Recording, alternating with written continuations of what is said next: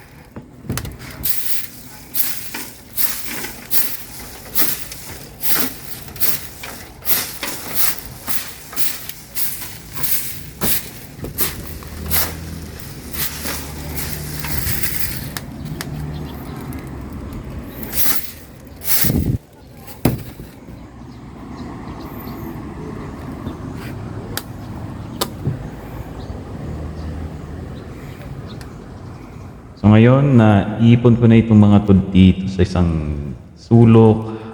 Pwede ko na itong sunggabin at itapon dito. Doon sila talaga nakalagay, or dapat doon sila talaga. Mga tuyong dahon.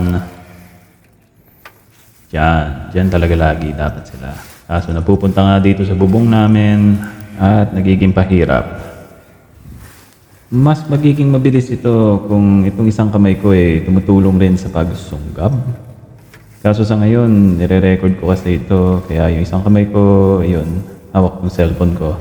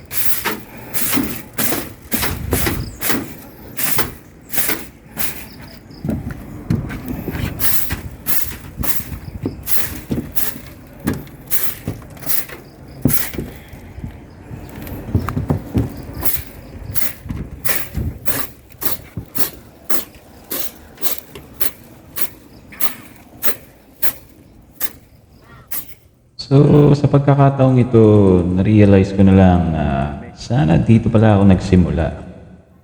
Kasi doon sa bandang kanan, doon sa dulo, nalinis ko na. Tapos ito, dadaling ko na naman ito doon. So, parang doble trabaho na naman, man. Oh my goodness. Oh well, masimula na nga.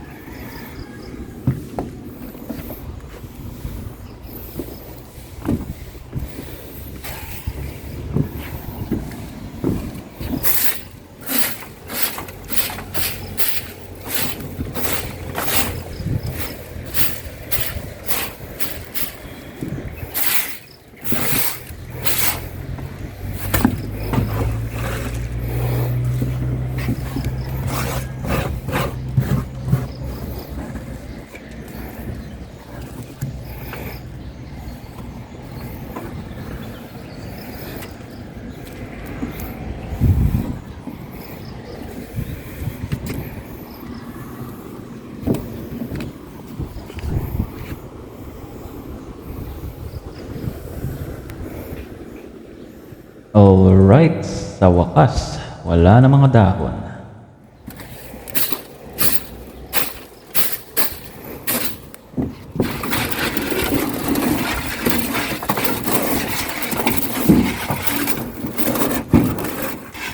So may konting debris pa dito.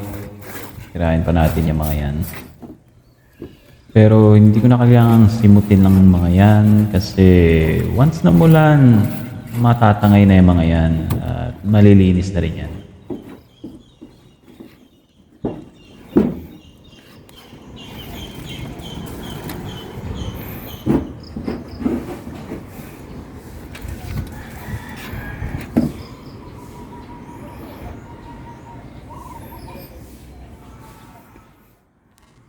So, sa side na ito, hindi ko na rin ipapakita kung paano ko nilinis ito. So, let's skip this part. Taran! Malinis na siya. Kasi abutin pa, wala lampas pa ng 15 minutes ang video na ito. Kaya pinutol ko na. So ayan, tapos na rin sa wakas. Every month, ganyan ang ginagawa ko. Kasi ako lang ang nakakakyat sa bubong na to para maglinis. Di ba lang mag-aarkila ka ng mga tao na maglilinis. Siyempre, may bayad pa yon. Tayo, libre lang. Yung dumi ngayon, to be honest, hindi itong worst. Kasi pag may bagyo, yun ang talagang napakadumi. Kasi yung mga dahon na yan, mas grabe yan pag may bagyo. Talagang sangkaterbang dumi. Kaya kung next week may bagyo, malamang babalik na naman ako dito para linisin ang mga dumi na yun. Hay, nako. Pero yeah, that's it. Yun lang ang meron tayo sa video na ito. Bye-bye!